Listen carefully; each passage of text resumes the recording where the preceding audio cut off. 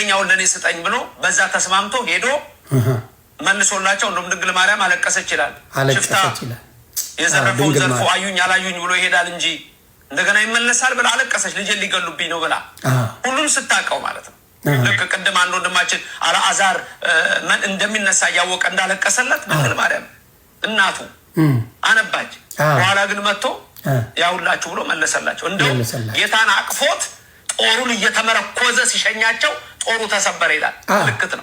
ምልክት ነው። ከዛ በኋላ እንዴ ወርቅ ላበደረ ጠጠር እንዴት እንዲሆናለው አለ። እንዴት ይሰበርብኛል አለ።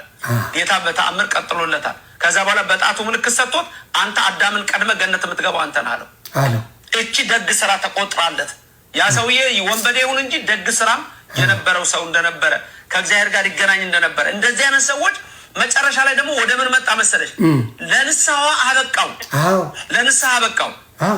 ጌታ ተሰቅሎ አይሁድ ሰቅለውት ጽዮን ሮማውያን ሰቅለውት ሰው ሁሉ አምላክ አይደለም እያለው ያ ሰውዬ ግን ምን አለ?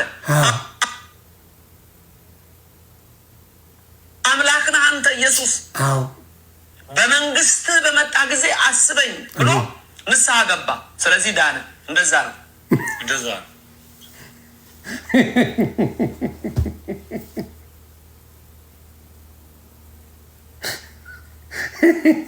እኔ ሳስበው የዘበነ የሚያስተምረው አባባ ተስፋዬ ምን ሰርተው ነበር የሚበሉት?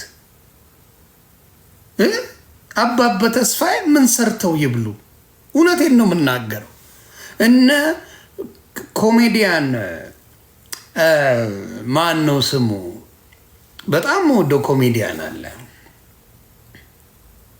ክበበው ገዳ። ምን ይስሩ? ምን ይስሩ?